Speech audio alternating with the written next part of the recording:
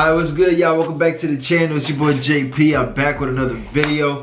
We're gonna be reacting to why everyone was afraid of El Marino Loco. Now, somebody had told me in the comments about this Marine that I guess he had an alpha for the cartel, and every time he got a chance, he would like violate them in all type of ways. So I found this video on there. We're about to check it out. We're gonna jump right in there. Make sure you like, comment, subscribe, turn your post notifications on so you know anytime I post a video. Also, let me know in the comments what type of videos you'd like for me to react to, and I'm gonna get them done for y'all. But yeah, let's check it out. Let's see what this Marine was up to with these cartel people, which is, they dangerous as hell, you know what I'm saying? So for him to go at it with them, he's brave. Let's get it. One. In nature, a tiny rat can give the mighty elephant the scares. This lets us know that everyone and everything, no matter how big, can be intimidated. If you know what someone or something fears, you can control them. And this is true for cartel bosses, those whose livelihood have put the most primal of fear in the hearts of everyone around them, except one. The man you see on the screen is as badass and as legendary as he appears to be. I imagine that cartel soldiers and sicarios tell stories about his exploits over a fire on a Halloween night. So, gather round this fire, dear viewers, and let me tell you about why everyone feared El Marino Loco. El Marino Loco was a former military personnel named Eric Morales Guevara. He served in the Mexican Armed Forces, also known as the Marines, receiving wide acclaim and criticism for his methods in capturing drug traffickers and other notorious cartels. He acquired several nicknames in the military, including El Martillo, Mr. Thor, Man with the Hammer. El Martillo, I guess that's what they were saying. Like somebody, the person that recommended the video, they said something like, I guess that was his favorite weapon of choice, a hammer. Sheesh.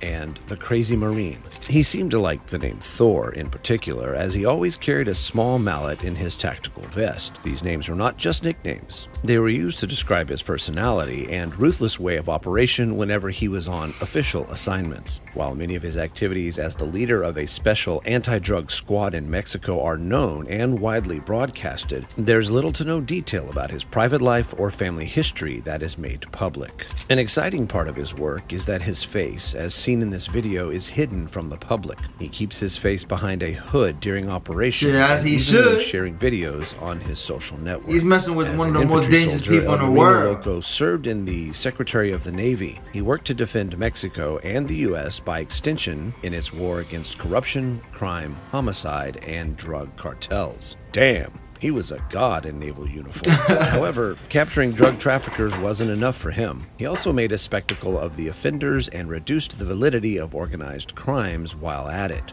El Marino Loco was more than a force to reckon with. He raged against drug cartel hitmen and plaza bosses. He made a sport out of hunting top cartel bosses. He was also known for always carrying a meat tenderizer to his operations, which he often used to beat criminals up. For cartel groups whose pride and dignity is rooted in their illegal work, El Marino Loco's actions enraged them. Some of his popular methods of operation involved dressing captured drug traffickers in women's clothing like underwear and lingerie. He often painted their lips and made them verbally admit that they were cowards who hid under heavy arms to perpetrate evil. Bro, like, you listen, for you to even, you definitely crazy, for you to even think about stuff like this or just humiliate these people on another level, something gotta really be wrong with you. Like, he got balls, bro. That's what having balls is, cause bro, people not even trying the cartel like that. That's crazy, bro. Put in makeup, lingerie, and telling the whole world, like, yeah, tell him you a coward. He's disrespectful.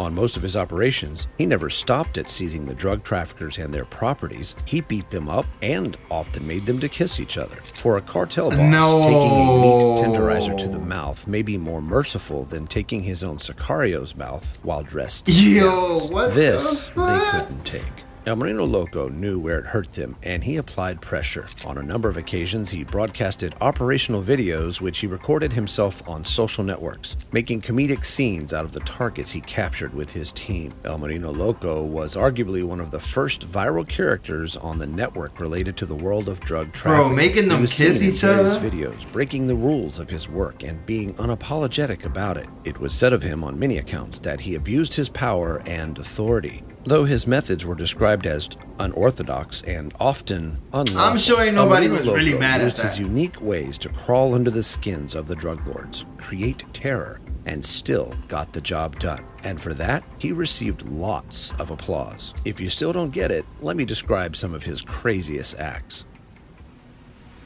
Whenever El Marino Loco and his team went out for raids, he proudly shared their operations on social media. He was once caught on video giving live updates online and saying, "You know how I work. I am not going there to take prisoners." Often, he challenged the drug traffickers to confrontations because he believed in his unruly method of serving justice. The house of Silvestre Jaro Rodriguez, the alleged leader of the Gulf Cartel in the city of Tampico, which was well known as El Chive, was one of the several drug trafficking leaders whom El Marino and his gang raided. Now, let me share a little backstory about the Gulf Cartel that would wow you and give a little insight into their operations, and why El Marino Loco's victory over them was a huge feat in 2015.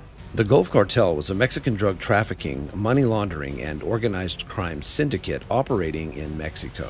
The organization was mainly composed of Colombian drug traffickers who were members I think this is my first time hearing about that cartel. And other Mexican drug traffickers. This one too. The Gulf Cartel's main customers were organizations worldwide that smuggled drugs into the United States, supplying them at bulk, retail prices, or both. Founded in the late 1980s by Mexican-born Osiel Cardenas Guillen, who was assassinated in 1989. The group has historically been involved in organized crime, and they were well known. How brave must El Marino Loco have been for him to have raided the ruling leader of the cartel? Oh, and he was his doing that household quarter? in 2015. It must have been beyond the call of duty. El Marino Loco did not that's only only raid 7 El years Chive's ago. house. He confiscated his properties, destroyed some of those properties, and reportedly poured away the ashes of El Chive's father, an action that earned him great enmity within the cartel world in Mexico. While still raiding the leader's property, El Marino Loco found a photograph of El Chive's father, drew Yo, nah, he the commemoration disrespectful, picture, bro. He and more left a calling gangster. card behind as a warning. Ooh, boy, everybody was furious. His superiors, the cartels, gangs, plazas, everybody. As a result of his act, I can only imagine the amount of money they probably had on this dude's head, bro. For all the craziness that he was doing, I wonder how long he lasted even doing this. That's crazy. Nah, he's really El Marino Loco for real. the Gulf Cartel wrote narcomensayas and pasted them on walls throughout different parts of Tamaulipas. In case you are curious about what narcomensayas are, criminal groups use them to justify their crimes and send threats to rival groups, police, politicians, and business people. In the message, he was publicly accused of corruption, receiving bribes, and stealing their weapons. Well, they did not stop there. They placed a 5 million pesos offer for anyone who could divulge information about Marino Loco or even capture him. Gosh, such a huge amount for one head. El Marino was indeed a big troublemaker. He walked the earth as though it belonged to him and brought nemesis to those who deserved it. But did they deserve the humiliation and punishment he meted out to the plaza bosses? Let's check out one of the infamous acts he perpetrated against El Mimido, another drug cartel leader in Tampico. The Mexican Marines, led by El Marino Loco, raided the cartel leader's house and dressed him and all his subordinates in women's lingerie. He then caused them to kiss each other as he recorded and shared the videos online as usual. The pictures made waves on the internet and stirred up a lot of controversies. In the same operation, El Marino Loco and his comrades discovered and confiscated many weapons caches acquired through illegal means buried in drums throughout the property. I'm not gonna lie, you got to beat Julian my ass, Manuel bro. Luisa Kissing each Salinas other. of the Gulf Wow. Cartel, better known as Commander Bull, was one of the prominent enemies El Marino Loco drew to himself. After attacking his cartel in one of the most unforgettable manners, Commander Bull swore never to forgive the wrongdoings that El Marino Loco committed against the members of his cartel. El Marino Loco pierced the tails of lions. How hard did they bite? Cambio de disparos con sus tripulantes, murió el presunto líder criminal.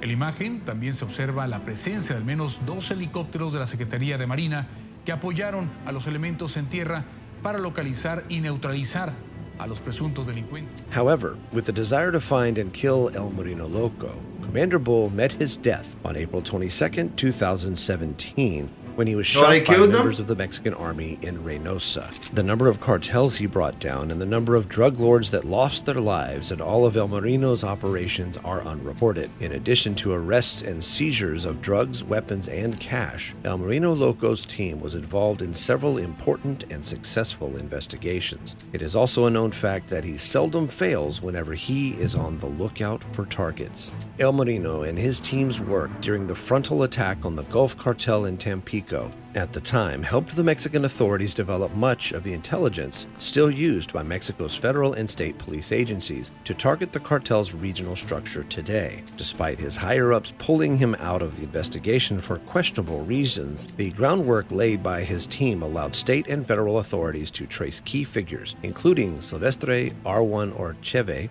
Jaro Rodriguez, Luis Urbano El Cumbias Chavez, Marco Antonio Artu Jaro, Elcheve's brother, who had succeeded him as leader amongst many others who were arrested even after his supposed dismissal from the Navy. A man who gets the job done without care for the methods or process. Who wouldn't fear such a man?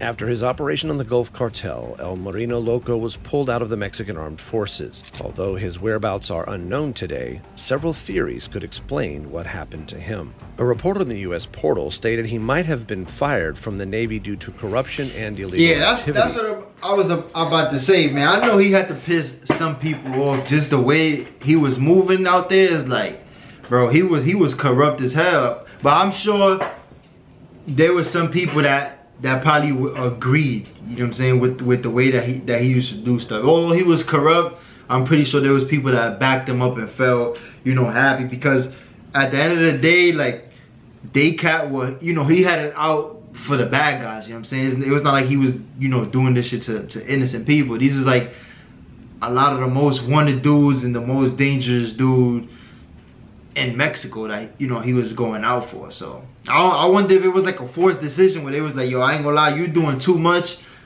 Or he probably was putting so much heat on them. Come on, $5 million on his head. He probably was putting so much heat on them that I was like, nah, yeah, we gotta let you go.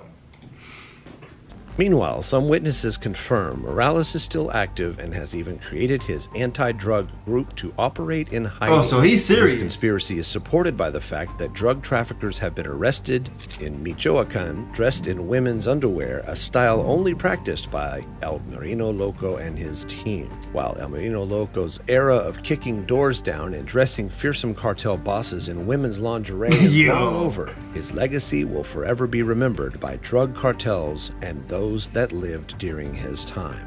If you found El Marino Loco's story I'm not gonna lie, he's definitely a legend. I know you know, people probably gonna hate him and stuff like that, but in his heart, he probably felt like, you know, he was doing the right thing. All I can definitely say is, man, wherever you at in this world, make sure you hide good forever, my brother, because whenever they catch you, it's gonna be bad for you. I'm saying they're gonna make an example out of you, you know? I'm saying he's still like, he probably still doing the same thing. He trying to create like his own army and stuff, which is wild. But y'all let me know y'all thoughts in the comments. Make sure you like, comment, subscribe to your post notifications so you know anytime I post a video. And on to the next one, y'all. I'm off this.